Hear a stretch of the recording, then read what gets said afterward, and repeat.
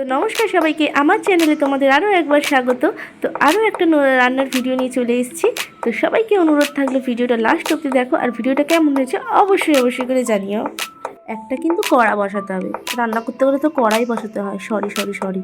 তো একটা কড়া বসিয়ে সেই কড়াটাকে ভালো করে গরম হলে সেখানে রিফাইন তেল গরম করে তারপরে কি করতে হবে, গোটা জিরে দিতে হবে। গোটা জিরে দেওয়ার পরে গোটা কাঁচা লঙ্কা আর পেঁয়াজ দিয়ে একটু নাড়াচাড়া করে লাল হয়ে এলে তারপরে কি দেবে, কাজু বাদাম। কারণ আজকে রেসিপিটার নাম তো তোমাদের বলতে ভুলে গেছি, কাজু এক কারি। তো কাজু বাদাম তো মাস্ট লাগবেই।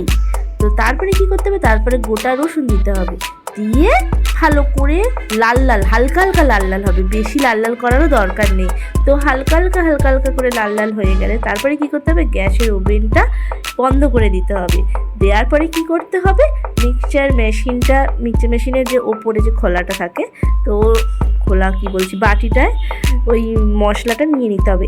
হ্যাঁ, আমি এখানে আর একটা কথা বলি, এটা যদি শিলনোড়ায় বাটো এর টেস্ট অন্যরকম হবে, কিন্তু আমার কাছে সময় নেই। আমার কাছে সময় ছিল 20 মিনিটের মধ্যে রান্নাটা কমপ্লিট করতে হবে, আর সত্যি এটা টাইমটা খুবই কম লাগে। তারপরে আবার ওই তেলটা একটু থেকে গেছিলো, তো ওইখানেই গোটা গরম মশলা দিয়ে কুচানো পেঁয়াজ দিয়ে দিতে হবে। তারপরে ওই বাটা মশলাটা দিতে হবে।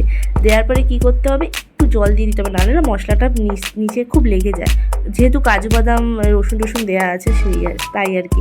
তো হ্যাঁ, আমি তোমাদের এখানে আরও একটা কথা বলি, গোটা আদাও দিতে পারো, কিন্তু আমার না একদম মনে ছিল না, তাই আদা লঙ্কা শুকনো লঙ্কা বাটা ওটা আলাদা করেই বেটে রেখেছিলাম, ওটাই দিয়ে দিয়েছিলাম।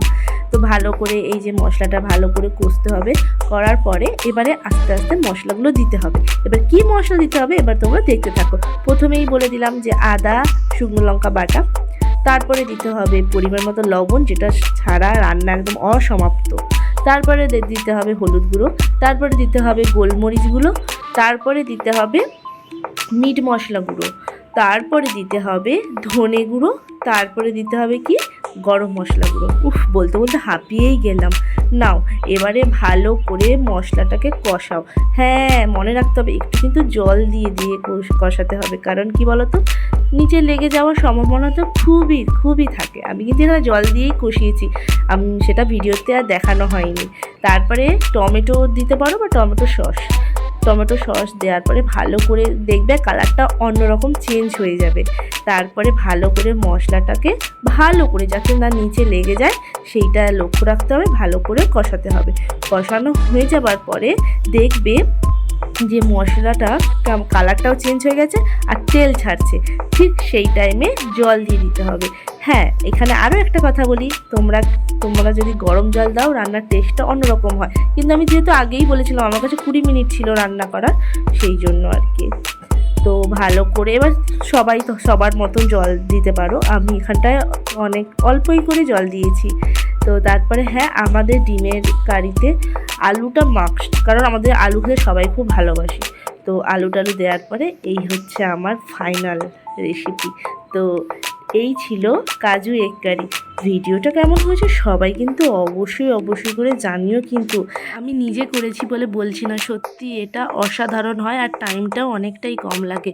তো তোমরা এটা বাড়িতে ট্রাই করো আর অবশ্যই করে আমাকে কমেন্টে জানিও। তো এটাই ছিল আজকের আমার রেসিপি। তো ভিডিওটা কেমন হয়েছে সবাই কিন্তু জানিও।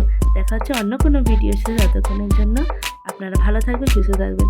টাটা সবাইকে।